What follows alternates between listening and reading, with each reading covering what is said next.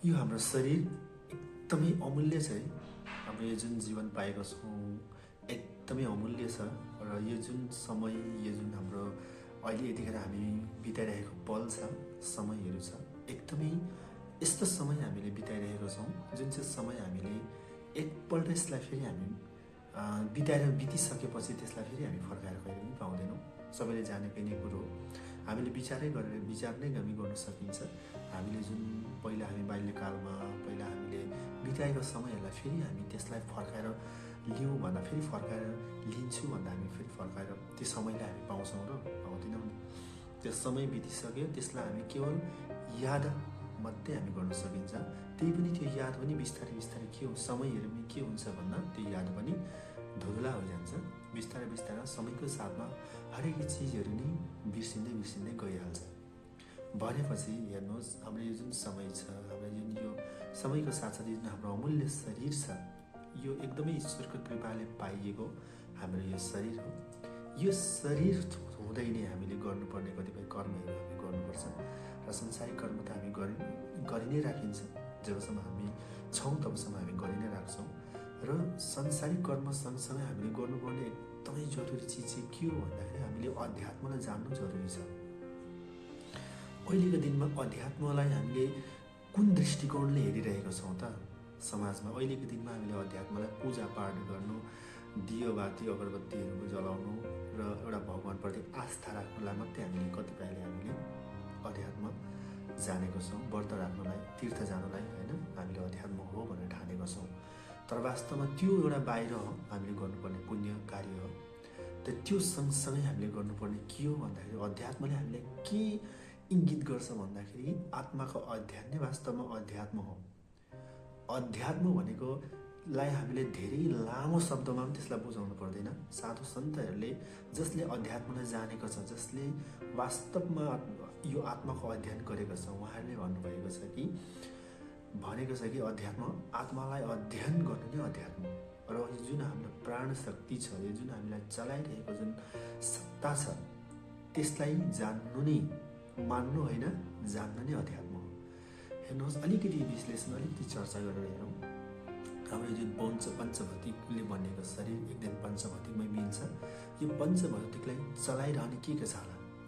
यो हामीले यसै पनि हामी वेदशास्त्रमा पढ्न पाइन्छ। पाँच कर्मेन्द्रिय, पाँच ज्ञानेन्द्रिय, मन, बुद्धि, चेतना।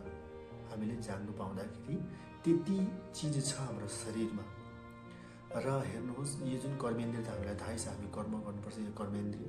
ज्ञानेन्द्रिय हामीले स्पर्श गर्दा हामी थाहा पाउँछौँ होइन, हामीले सुँगेर थाहा पाउँछौँ, देखेर थाहा पाउँछौँ, कानले हामीले सुनेर थाहा पाउँछौँ, भनेपछि जिब्रोले चाटेर थाहा पाउँछौँ।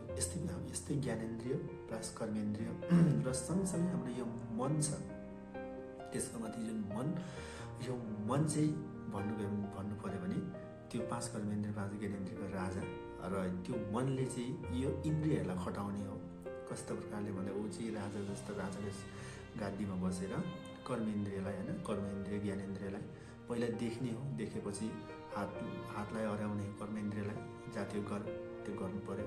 खुट्टाले हिँडाएर त्यो ठाउँमा पुर्याउँछ होइन। र यदि त्यसमाथि फेरि हाम्रो बुद्धि पनि छ, त्यो बुद्धिले अब गर्नुपर्ने नगर्नुपर्ने परख पनि छ। त्यसमै हामीले त्यस छुट्याउँछ, यो गर्नुपर्ने कार्य हो कि होइन कि भन्ने कुरो चाहिँ बुद्धिले छुट्याउँछ। र त्यसमै त्यस्तै विचारहरूमै हामी आफ्नो समयहरूलाई चाहिँ, हाम्रो जुन अधिकतर समयहरूलाई हामीले बिताइरहेको छौँ। हामी कर्मेन्द्रिय, ज्ञानेन्द्रिय, मन, बुद्धिसम्म मात्रै। त्योभन्दा पारी छ नि त चेतना, जुन चाहिँ सत्ताले हामीलाई चलाइरहेको छ, जुन सत्ताले गर्दा आज हामी जीवित छौँ। र हामी यो मनको जुन इच्छा पूर्तिको लागि, मनको यो जुन इच्छा जुन छ त्यसलाई पूर्ति गर्नुको लागि हाम्रो पुरा सारा समय हामी यो मनको जुन इच्छामै हामीले दौडेर नै हामीले बिताइरहेको छौँ, मनको इच्छा तृप्ति गर्नुको लागि। र हामी सारा हाम्रो यो जुन अमूल्य समय नै व्यतीत गरेर खतम गरिदिउँ, सकाइदिउँ, तर पनि यो मनको इच्छा कहिले पनि पूर्ति हुँदैन। यदि एउटा मनको इच्छा पूर्ति हुन्छ भने त्यो सँगसँगै फेरि अर्को नयाँ एउटा इच्छा प्रकट भइ नै हाल्छ। त्यसलाई पुरा गर्नु फेरि अर्को नयाँ इच्छा प्रकट हुन्छ। किनभने त्यो मन पनि कहाँबाट, मनको उद्गम स्थान चाहिँ के हो, मनको उद्गम स्थान चाहिँ कहाँ छ, कहाँबाट यो मन उत्पन्न भएको हो, त्यसलाई हामीले एकदम बारीकले विचार गरेर हेऱ्यौँ भने, मजाले विचार गरेर हेऱ्यौँ भने मन पनि त्यो चेतनाबाटै त्यो उत्पन्न, त्यो उयो आएको हो, निस्किएको हो। उद्गम स्थान चेतनै हो।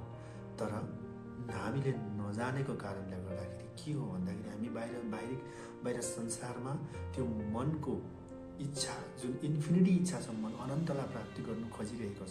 किनभने हामी विचार गरेर हेरौँ, हामी लाखौँ करोडौँ रुपियाँ पैसा कमाउँछन् हामी जीवन यो संसारमा, तर पनि अझै हाम्रो मनमा यो अभिलाषा हुन्छ कि हामी अझै नै कमाउँ, यति कमाउँ कि कहिले नसकियोस्।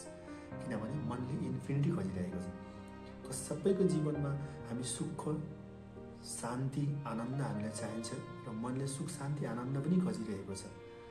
मनले सुख, शान्ति, आनन्द पनि खोजेको छ कि आज हामीलाई कुरोमा कुरा क्षणिक एक दिन बा सुख लाग्यो, एक दिनको सुखले त हाम्रो जीवन चलेन नि, 2 दिनको सुखले त हामीलाई हाम्रो जीवन त पार भएन नि। हामीलाई त आजीवन सुख चाहिएको छ, आजीवन आनन्द चाहिएको छ। र कतिपय यो जुन इच्छा, यो सबै चिजलाई हामीले विचार गर्दाखेरि यो मनले चाहिँ खोजेको इन्फिनिटी अनन्ततालाई मनले खोजिरहेको छ। तर संसारको भागमा, संसारको दौडाइमा यो मन कुदेर आफ्नो गन्तव्य स्थान, आफ्नो जुन जहाँबाट ऊ आएको, निस्केर आएको उद्गम स्थानले बिर्सिरहेको छ। जस्तै प्रकारले हामी केही किन्नु हामी बजार जान्छौँ भने त्यो बजार किन्नु इम्पोर्टेन्ट चिज हामीले सोचेर गयौँ बजार, तर जाँदै बाहिरको यता र उताको जुन रमकझमक हेर्दा नै किन्नुपर्ने वस्तु चाहिँ हामीले बिर्सेकै जस्तो भइरहेको छ।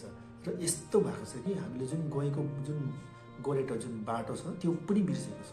हिँड्ने बाटो, हामीले जहाँबाट हामी निक्लेर आएका छौँ, हाम्रो जुन प्राण शक्ति जहाँबाट निक्लेर आएको छ, यो हामी त्यो स्थान, त्यो जुन छ निक्लेर हामी त आयौँ आजभन्दा करोडौँ साल, करोडौँ वर्ष अगाडि नै हामी निक्लेर आएका छौँ होला। अनि त्यहाँदेखि तर हामी फर्केर गएको छैनौँ र हामीले फर्केर जाने बाटो पनि हामीलाई थाहा छैन। हामीलाई फर्केर जाने पनि बाटो थाहा छैन। हामी आएको छौँ त्यो चिजलाई जान्नुको लागि, बजार गर्नुको लागि, तर फर्केर जाने बाटो हामीले जानेको छैनौँ। र त्यसलाई जान्नुको लागि चाहिँ के उपाय छ, त्यो जान्नुको लागि चाहिँ के उपाय छ, त्यो उपाय चाहिँ हामीले खोज्नु पर्यो।